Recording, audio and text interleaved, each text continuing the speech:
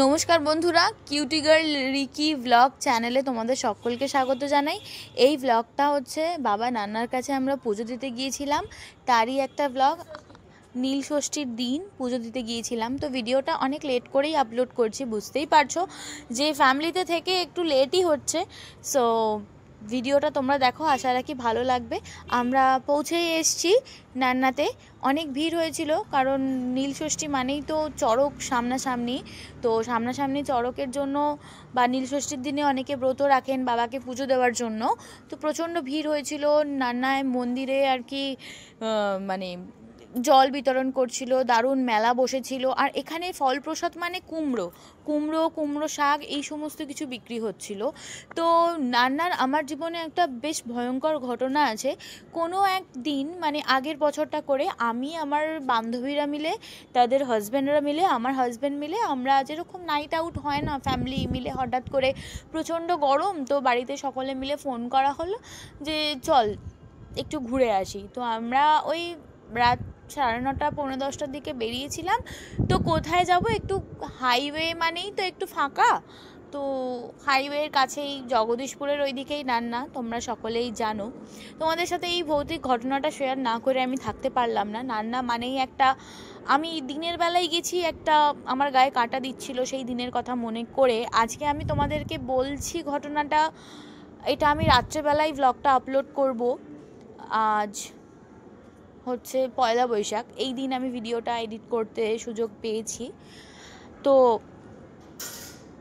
এই দিন সকালবেলা আমরা গিয়েছিলাম, কিন্তু আমার সেই একটা ফাঁকার সময়ে সেই যে অনুভূতিটা আমি বলতে পারবো না। আমরা বান্ধবীরা মিলে বসে আছি, মানে আর কিছুটা 2 পা ডিস্টেন্সে আমার হাজব্যান্ডরা বসে আছে ফাঁকা জায়গায়, দেখতেই পাচ্ছ একটু ফাঁকা গাছপালা সম্পূর্ণ জায়গা। তো 2-3টে মানুষ মনে হচ্ছে কি আমার সামনের দিকে ধা করে আসছে। তো আমরা ভেবেছি সত্যি কোনো মানুষ হয়তো এগিয়ে আসছে। তো আমরা বলছি চল চল, অনেকটাই রাত্রি হয়ে গিয়েছিল, তখন আমরা 11টার দিকে পৌঁছেছিলাম নান্নায়। সেক্ষেত্রে উঠে আমরা যখন চলে এলাম দেখলাম কেউই নেই। তো আমরা আর ওখানে আমার হাজব্যান্ডরা আর আমরাও, মানে আমার হাজব্যান্ডকে বললে হয়তো ও ডিনাই করে যেত বা বোকামো বলে ওরা উড়িয়ে দিত, কিন্তু যেহেতু ওরা সামনে ছিল সেহেতু ওরা মানে রিয়েলাইজড করতে পেরেছে, সঙ্গে সঙ্গে বেরিয়ে এসছে। ওখানে নিশ্চয়ই কোনো রকম উল্টোপাল্টা ঘটনা ঘটে বা ঘটেছে, যার দরুন আজকে আমরা এরকম একটা কর্মের মানে সাথী হয়েছিলাম, মানে এরম ভয়ঙ্কর একটা ঘটনা আমাদের সাথে ঘটেছিল। তো যাই হোক, দেখো কত জমজমাট, তোমরা এখনও গেলে তোমরা মেলাটা উপভোগ করতে পারবে। আমরা আস্তে আস্তে মন্দির পথের দিকে যাচ্ছি। এটা হচ্ছে আটচালা মতো করা, যারা উপবাস রেখেছে, যারা সন্ন্যাস নিয়েছে তারা, তাদের ভিড়, প্লাস আমরা এই যে আজকের দিনে পুজো দিতে পারবো বাবার কাছে গিয়ে, এটা একটা আশ্চর্য ব্যাপার। কারণ অনেকেই জানো এই নীলষষ্ঠী থেকেই শুরু হয় চড়ক। তো এই চড়কের সমস্ত রকম পুজো দেওয়ার মানুষ নীলষষ্ঠী সব ছেলে মেয়েদের জন্য ব্রত রাখবে। তো তারই মধ্যে আমরা গিয়েছিলাম, আর ভিড় দেখো খালি। এখানে অনেক রকমের জিনিস বিক্রি হচ্ছিল, আচার বিক্রি হচ্ছিল, মানে খুবই মজাদার একটা ব্যাপার, প্রায় ওই তারকেশ্বরের মতো, জানো তো। আর এখানে দেখো কি সুন্দর বাবার জন্য আহ্বান করছে। বাবার একটা গান আছে না, বাবা তোমার দরবারে সব পাগলের খেলা, সত্যি তাই।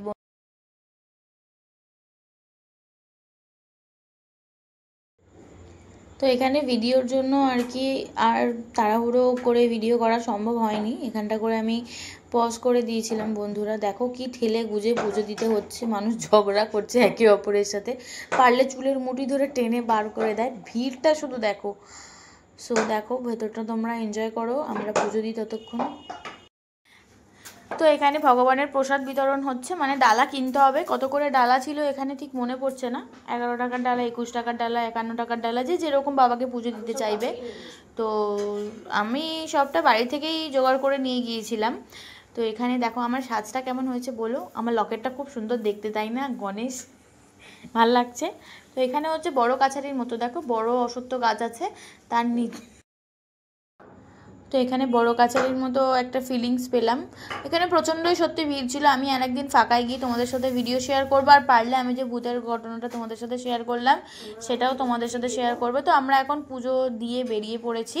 প্রচণ্ডই ভিড় ছিল, ভিড় ঠেলে বেরিয়েছি। আর এই যে দেখো বড় পুকুর, একটু ফাঁকা, রাতের বেলা তো নিশ্চয়ই ফাঁকা হবে, আর সূর্য প্রায় মাথার উপরে আমাদের। তো ভিডিওটা কেমন লাগলো তোমরা জানিও, ভালো লাগলে একটা লাইক শেয়ার সাবস্ক্রাইব করে দিও, কমেন্ট করে দিও। আজকের মতো টাটা বন্ধুরা। তো এখানে জল বিতরণ করছিল অনেকটা, এসেই আমরা একটু জল খেয়ে নিলাম বন্ধুরা। তো জল খেয়ে নিয়ে আজকের ভিডিওটা কমপ্লিট করলাম। যারা জল দিচ্ছিল অনেক আশীর্বাদ।